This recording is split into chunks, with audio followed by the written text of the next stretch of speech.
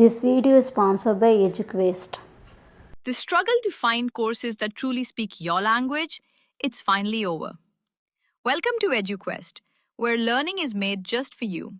At EduQuest, we bring you a wide range of online courses, from career building programs to skill boosting masterclasses, all in your regional language.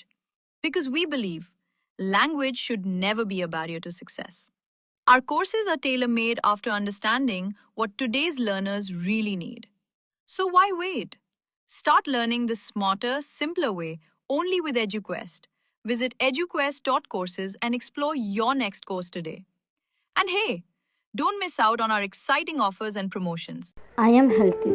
இந்த வார்த்தையை யாரால சொல்ல முடியும்? உங்களை நீங்களே கண்ணாடியில் பார்க்கும்போது ஒரு முழு கான்ஃபிடென்ட் வந்து நீங்கள் சொன்னால் அது ஓகே.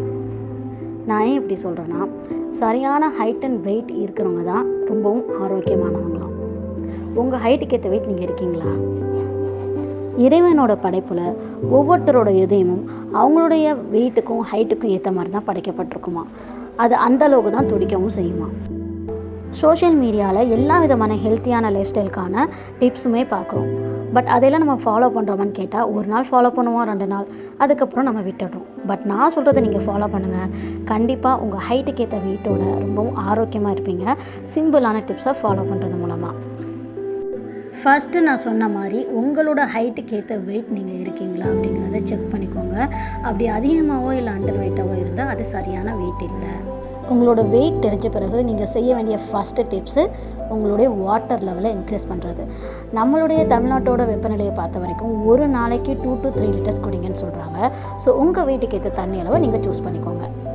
மெயின் இன்க்ரீடியன்ஸ் என்னென்னா சாப்பாடு தான். ஸோ நம்ம சாப்பாடு எப்படி சாப்பிடணும் அப்படின்னா, வெஜிடபிள்ஸ் நிறைய இருக்கும். நம்மளுடைய சாதம் குறைவாகவும் வெஜிடபிள்ஸ், க்ரீன் வெஜிடபிள்ஸ் நிறைய இருக்கணும். நீர் சத்து உள்ள காய்கள் நீங்கள் எடுக்கிறதுனாலையும் கீரை எடுக்கிறதுனாலையும் உங்களுக்கு கலோரிஸ் லெவல் குறையும். தென் நான்வெஜ்ஜில் சிக்கனோ ஃபிஷ்ஷோ எடுக்கிறது வந்து நமக்கு ஹெல்த்தி தான். பட் பீஃபோ மட்டனோ நீங்கள் எடுத்துக்காதீங்க. ஏன்னா அது நமக்கு ஜீரணம் ஆகிறதுக்கு 3 to 4 hours ஆகும். நைட்டு டின்னருக்கு 2 சப்பாத்தி, இட்லி, தோசை, இடியாப்பம் இந்த மாதிரி ஐட்டங்களை ரொம்பவும் குறைவாக எடுத்துக்கிட்டிங்க அப்படின்னா உங்களுக்கு தூக்கமும் சீக்கிரமாக வரும். அண்ட் உங்களோட வெயிட்டை வந்து நீங்கள் குறைக்கிறதுக்கு ரொம்ப ஹெல்ப்பாக இருக்கும். செகண்டாக செய்ய வேண்டிய விஷயம், நீங்கள் ஆஃப்டர்நூன் தூங்குறவங்களா இருந்தால் அந்த ஸ்லீப்பை கட் பண்ணணும். ஏன்னா ஆஃப்டர்நூன் தூங்குறவங்க தான் தொப்பையும் உடம்பும் போடுன்னு சொல்கிறாங்க. ஸோ இது கொஞ்சம் கஷ்டம்தான், பட் ட்ரை பண்ணிங்கன்னா கண்டிப்பாக இது உங்களுக்கு நல்ல எஃபெக்டிவ் கொடுக்கும்.